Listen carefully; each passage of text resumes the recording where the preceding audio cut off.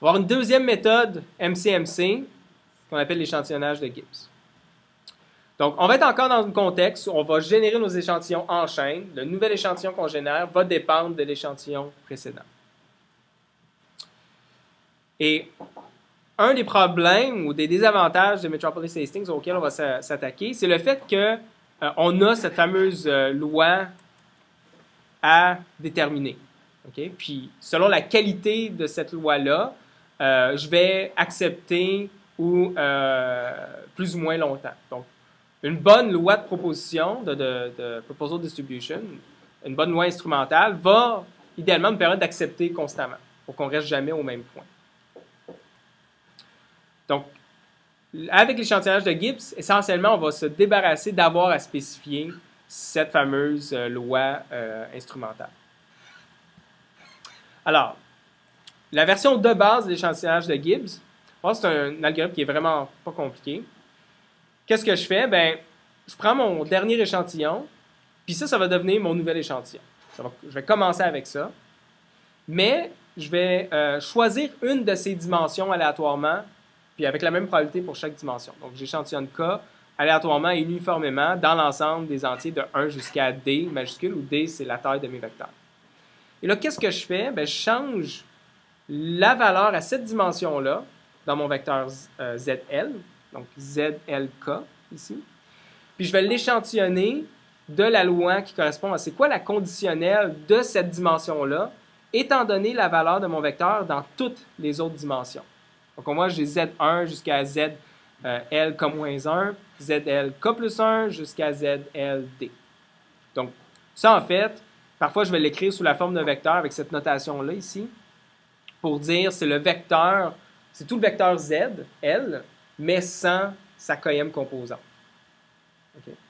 Donc là, finalement, je mets à jour la valeur dans mon vecteur à la km dimension en échantillonnant selon une nouvelle valeur qui est vraisemblable, ou qui va suivre la distribution, la vraie distribution conditionnelle de cette composante-là, étant donné toutes les autres.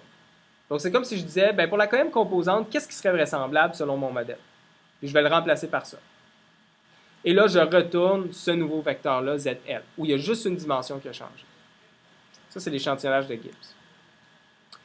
En fait, on peut montrer que l'échantillonnage de Gibbs, c'est du Metropolis Hastings, mais avec une loi qui est choisie, une loi instrumentale, telle que à chaque fois, je suis garanti d'accepter.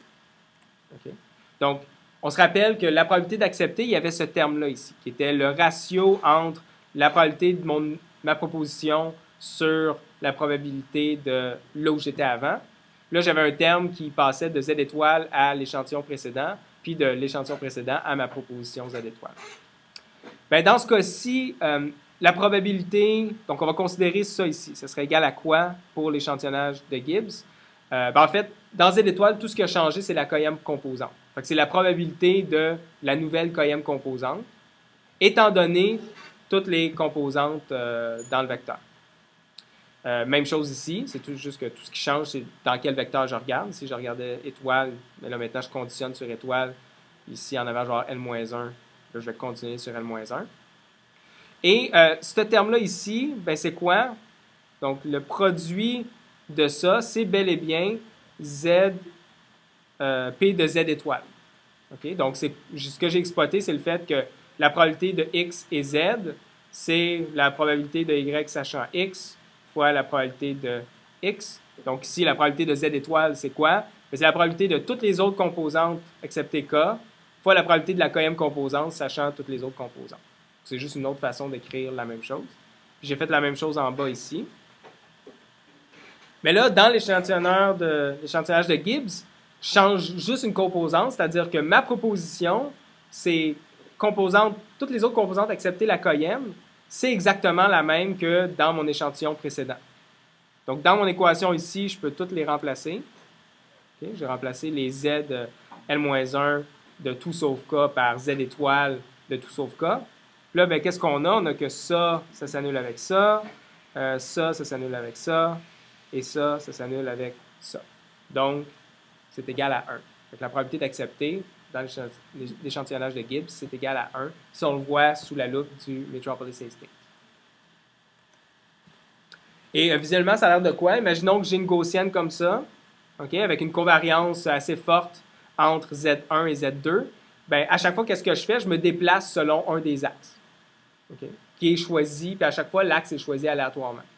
Okay, donc, dans ce cas-ci, on a un exemple où il se trouve qu'on alterne à chaque fois l'axe. Mais j'aurais pu me déplacer 2 fois selon le même axe, parce que c'est choisi aléatoirement et indépendamment d'une étape à l'autre.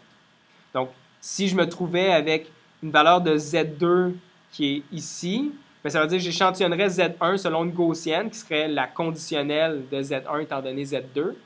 Puis parce que j'ai une gaussienne qui a une forte covariance comme ça, je vais avoir une gaussienne dont la moyenne va être un peu au-dessus de la moyenne marginale de Z1. Puis la covariance, ou la variance de Z1 va être plus petite parce que j'ai une forte covariance entre Z2 et Z1. Okay, donc j'échantillonnerais de cette gaussienne-là, ça me donnerait la nouvelle composante Z1, puis je continuerais comme ça. Maintenant, dans l'échantillonnage de Gibbs qu'on a vu qu'on change juste une composante, ça veut dire qu'il y a beaucoup de corrélations entre les échantillons.